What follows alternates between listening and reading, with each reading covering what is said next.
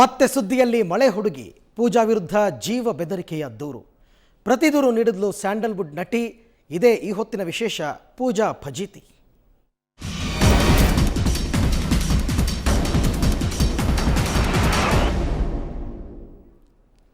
ಮದುವೆ ಮುರಿದು ಬಿದ್ದ ಬೆನ್ನಲ್ಲೇ ನಟಿ ಪೂಜಾ ಗಾಂಧಿಗೆ ಮತ್ತೊಂದು ಫಜೀತಿ ಎದುರಾಗಿದೆ.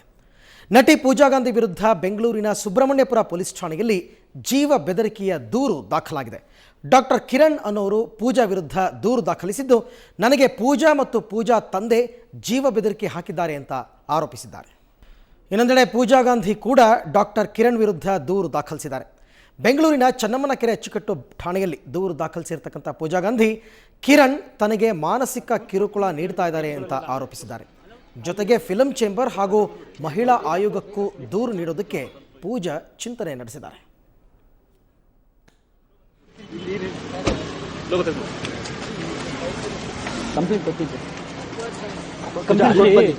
ದೂರು ಕೊಡ್ತೀನಿ ಅಂತ ಹೇಳಿದ್ರೆ ಬೈಟ್ಗಳಲ್ಲೆಲ್ಲ ಅಲ್ಲಿ ಸ್ವಲ್ಪ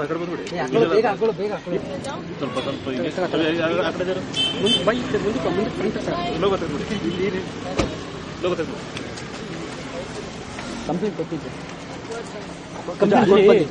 ದೂರು ಕೊಡ್ತೀನಿ ಅಂತ ಹೇಳಿದ್ರೆ ಬೈಟ್ಗಳಲ್ಲೆಲ್ಲ ಅಲ್ಲಿ ಸ್ವಲ್ಪ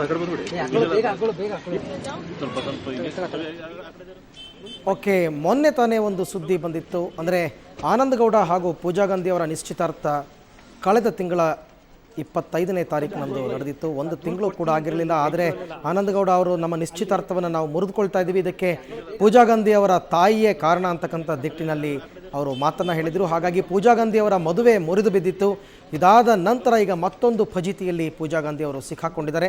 ಡಾಕ್ಟರ್ ಕಿರಣ್ ಅಂತಕ್ಕಂಥವರು ಪೂಜಾ ಗಾಂಧಿಯ ಹಳೆಯ ಸ್ನೇಹಿತರು. ಆದರೆ ಈಗ ಅವರಿಬ್ಬರ ನಡುವೆ ಯಾವುದೇ ರೀತಿಯಾದಂತಹ ಸ್ನೇಹ ಇಲ್ಲ. ಜೊತೆಗೆ ಇಬ್ಬರ ನಡುವೆ ಕೋರ್ಟ್ನಲ್ಲಿ, ನ್ಯಾಯಾಲಯದಲ್ಲಿ ವಾದ ವಿವಾದಗಳು ನಡೀತಾ ಇರತಕ್ಕಂಥದ್ದು. ಇದೀಗ ಡಾಕ್ಟರ್ ಕಿರಣ್ ಅವರು ಮತ್ತೆ ಪೂಜಾ ಗಾಂಧಿ ವಿರುದ್ಧ ಸುಬ್ರಹ್ಮಣ್ಯಪುರ ಪೊಲೀಸ್ ಠಾಣೆಯಲ್ಲಿ ಪ್ರಕರಣವನ್ನು ದಾಖಲಿಸಿದ್ದಾರೆ. ಪೂಜಾ ಹಾಗೂ ಪೂಜಾ ಅವರ ತಂದೆ ಇವರಿಬ್ಬರಿಂದ ನನಗೆ ಜೀವ ಬೆದರಿಕೆಯ ಕರೆ ಬಂದಿದೆ ಅನ್ನೋ ನಿಟ್ಟಿನಲ್ಲಿ, ನನಗೆ ಪ್ರಾಣ ಬೆದರಿಕೆ ಇದೆ ಅನ್ನೋ ನಿಟ್ಟಿನಲ್ಲಿ ಅವರು ಪೊಲೀಸ್ ಠಾಣೆಯಲ್ಲಿ ದೂರನ್ನು ದಾಖಲಿಸ್ತಾರೆ. ಆದರೆ ಪೂಜಾ ಗಾಂಧಿ ಅವರು ಇದನ್ನು ಅಲ್ಲಗಳೆದಿದ್ದು, 1 ವರ್ಷದಿಂದ ನಾನು ಅವರ ಮುಖವನ್ನೇ ನೋಡಿಲ್ಲ ಅನ್ನೋ ನಿಟ್ಟಿನಲ್ಲಿ ಹೇಳಿದ್ದಾರೆ. ಇನ್ನು ಇದಾದ ನಂತರ ಪೂಜಾ ಗಾಂಧಿ ಕೂಡ ಚನ್ನಮ್ಮನಕೆರೆ ಅಚ್ಚುಕಟ್ಟು ಪೊಲೀಸ್ ಠಾಣಾ ವ್ಯಾಪ್ತಿಯಲ್ಲಿ ಈಗ ಅವರು ದೂರನ್ನು ದಾಖಲಿಸಿದ್ದಾರೆ.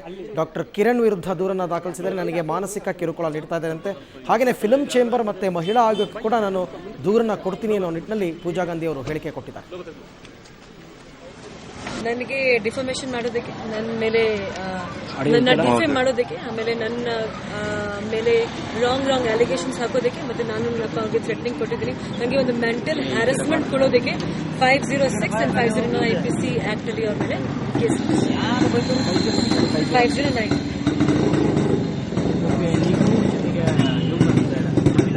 ಡೆಫಿನೆಟ್ಲಿ ಅಲ್ಲಿ ಕೂಡ ಹೋಗ್ತೀನಿ. ನ್ಯಾಷನಲ್ ಹ್ಯೂಮನ್ ಕಮಿಷನ್ಗೆ ಮತ್ತೆ ಸ್ಟೇಟ್ ಕಮಿಷನ್ಗೆ ಡೆಫಿನೆಟ್ಲಿ ನಾನು ನಾಳೆ ಅಪ್ರೋಚ್ ಮಾಡ್ತೀನಿ.